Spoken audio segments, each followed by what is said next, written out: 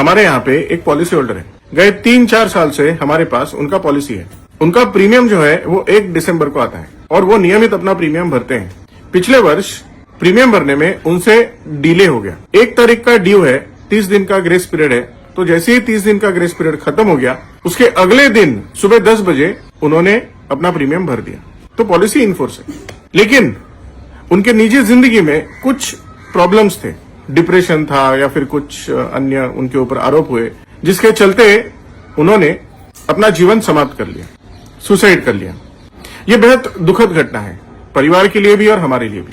अब मैं आपसे सवाल पूछता हूं, क्या उनके परिवार को उनके पॉलिसी का पूरा क्लेम मिलेगा? नहीं मिलेगा। क्यों नहीं मिलेगा?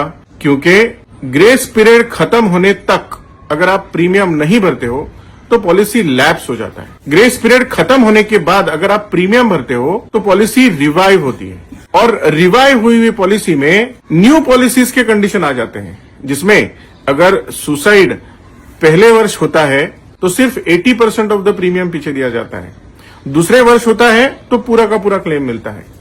3 साल पूरा प्रीमियम भरने के बाद सिर्फ 1 दिन का डिले करने की वजह से उनका पॉलिसी रिवाइव स्टेट में चला गया, जिसके वजह से उनका पूरा का पूरा पॉलिसी अभी न्यू पॉलिसी के स्टेटस में आ गया और उनके परिवार को मात्र 80% of the total paid premium मिले।